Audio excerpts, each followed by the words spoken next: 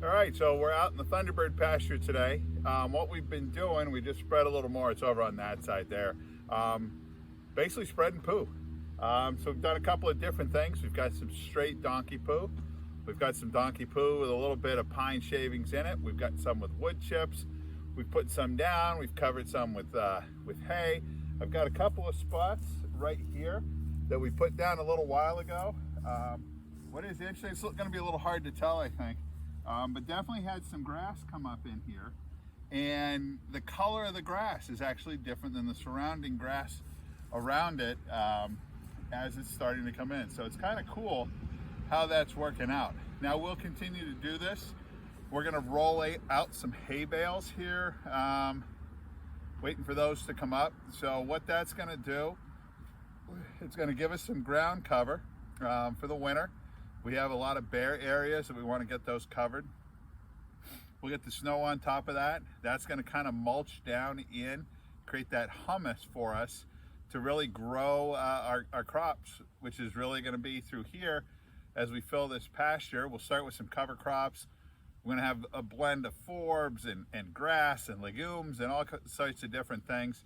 And then those will be grazed upon as it starts to go. We're looking at maybe early spring, doing some bale grazing up here. What that means is we put round bales out. We'll bring some cattle in. We'll allow them to kind of go out there. They'll have that, since there won't be pasture grass for them yet, they'll use that hay, they'll eat the hay, and then they'll really walk around, and they're kind of churning the top of the soil there. We're not cultivating, we're not tilling, we're allowing them to churn that in. And of course, they're pooing and peeing. So we're gonna get the nitrogen into the ground from them, and they're gonna churn this all up, and it's really just gonna help everything start going. So look for that. Depends on how the winter goes. Maybe April time, we'll get some fencing in and be able to put them up. Now we'll probably keep them up on the higher side when we do that. That tends to be a little wetter area down there, but as you can almost see, that side came in pretty good. This upper part, not as much this year, so this is what we're going to focus on.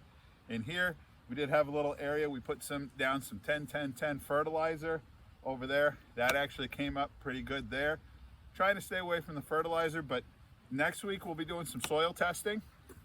We're going to send that out to be tested, and they'll actually come back with some results and some suggestions and say, hey, you need some phosphorus, you need some nitrogen, you need some carbon, whatever it is, they'll let us know.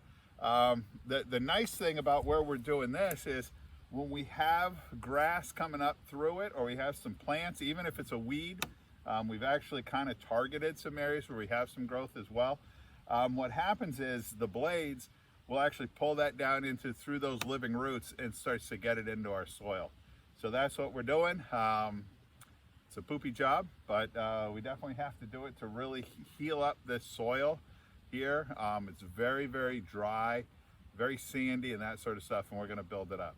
So that's what we're up to today. A little chilly, a little gray, and trying to grow some grass.